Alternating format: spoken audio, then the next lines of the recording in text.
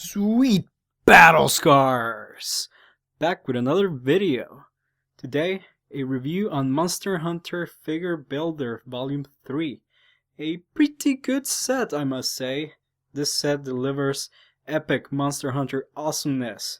So there, I just gave you the basic premise of the video, so you don't have to keep watching. I'm kidding, please stay. No, you don't have to, but maybe you should.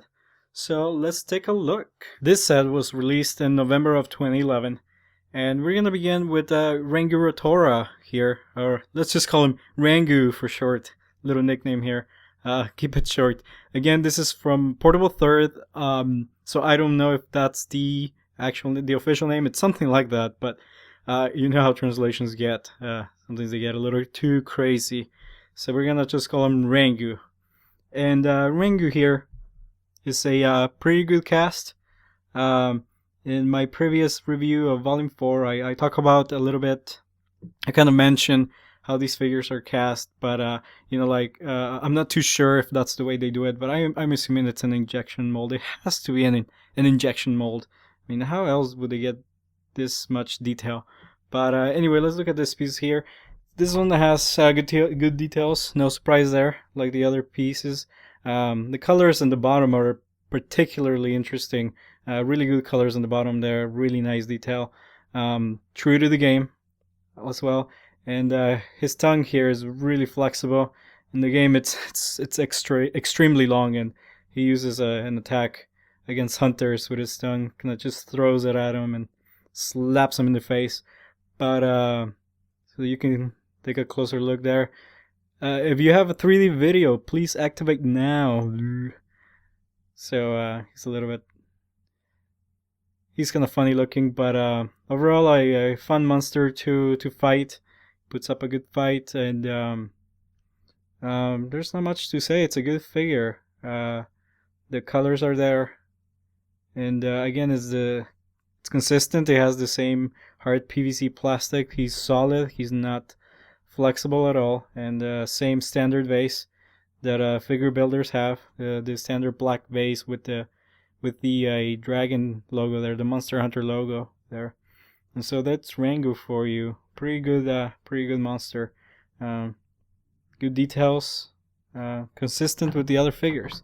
So let's take a look at the next one.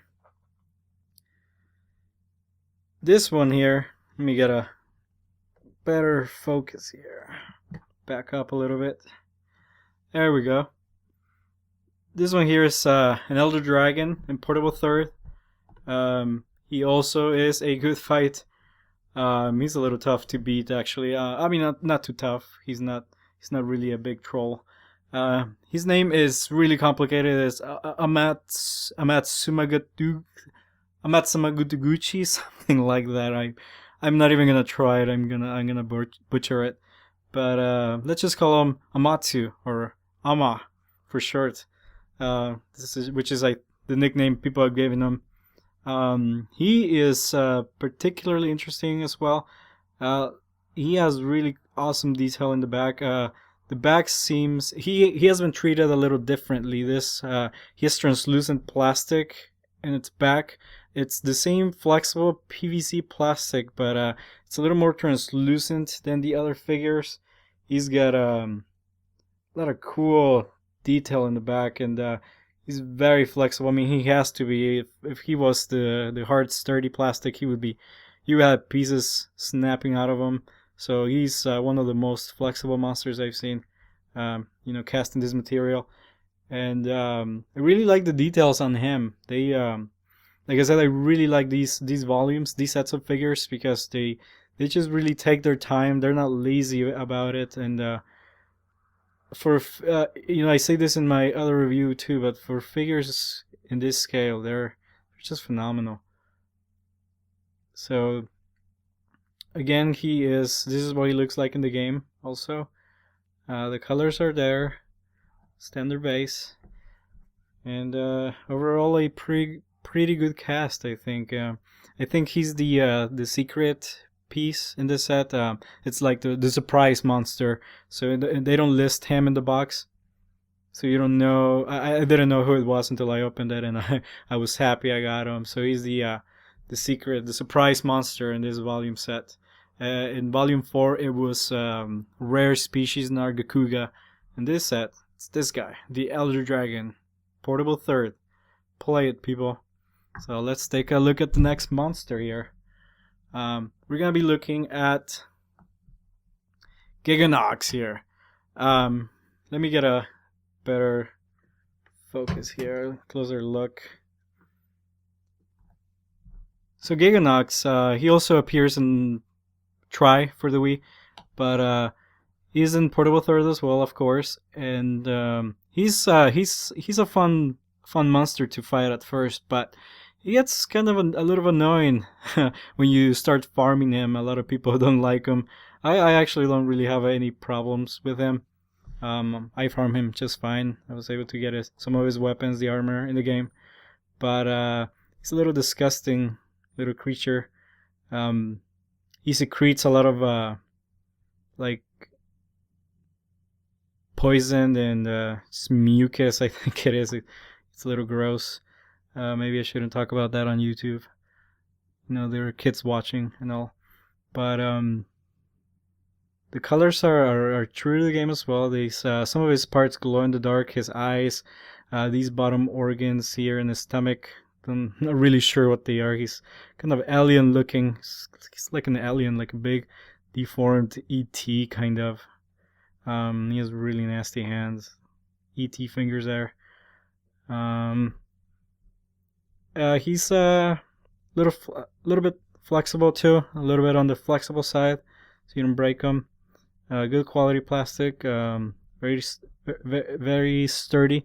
He sits on his vase, a little weird. One of his legs kind of doesn't want to go in, so he's kind of loose. But I guess it's just with the way he's built. It's very flexible, so I guess he's not always going to be very consistent with how he sets on the base. The base here, but same thing as the other monsters. Standard base and. Again, cool details all around. You can try to get a closer look here. You can see his scales or his skin. He lives in a cave in the tundra in the game. He's always kind of lurking in the dark and just waiting to surprise hunters with a surprise mucus attack. This is what he does best. So that's Giga Knocks. Not people's favorite, but makes one hell of a good figure. So let's take a look at the next monster here. We got the subspecies Giga Knocks. This guy appears in portable third. He's not in Try. Try doesn't really make use of subspecies for monsters. Portable third does, as you saw with the previous review in volume 4. With some of the monsters like Nagakuga and Doboru have subspecies, so Giga Knocks has one as well, and this is his subspecies.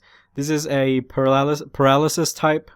He shocks hunters with his electric attacks, and he's a little different in coloration. Giga Knocks is a little more gray, greenish gray. This guy's just like an olive green, like more of something like that. But the bottom is actually really cool. Look at that purple color there. The organs are there. So it's the exact same cast, just new paint job, as you can see. But it's a nice piece nonetheless. Very good figure. Really nice details all around. So that's the subspecies Giga Knocks, and he's also fun to play in the game. Same moves as Giga Knocks, except just switch out the poison attacks for the paralysis electric attacks, and there you have the subspecies. But cool monster all around. Makes pretty good weapons. So let's move on here and take a look at the next monster, and that is going to be Kurupeko. He is a monster who is just pretty much everywhere. He is in portable third. He's in Try also. And he's just a goofball. He's fun to battle. He's one of the first monsters you get to fight on both games. And you know, he makes a pretty good hammer at the beginning. I really like his hammer a lot. When you know, when I was a beginner, when I was beginning my character in both games, he makes a pretty good hammer. And so like, let's go over the piece itself. You can see the details on his back, the feathers there, they're all there. The colors are all there.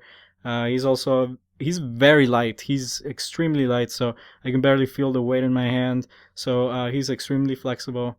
His wings are almost transparent. You can see the shadow of my finger in the back. It's very thin plastic. But as I said before, it's not cheap plastic at all, because I can bend these and it doesn't break at all. It doesn't snap. No parts of them snap. And he sits on his base nicely. All he needs is that stick there up its stomach, and he sits nicely there. And so consistent with all figures. The details are there. The cast is there. It's a good cast. No flashing anywhere. That's one of the things I really love about these figures, is there's no flashing anywhere. You know, flashing is like when you can see the edge of the mold, you know, where the separation line is of the mold. You can see like little bits of plastic sticking out. These don't have that at all. I mean, it's a really good cast. So the people at Capcom have really mastered how to, you know, make these figures and how to cast thin pieces of plastic like this without really getting any imperfections on them. I mean, I'm sure they get imperfections, but the final product is really nice. So there's Kuro Peko, and you guessed it, he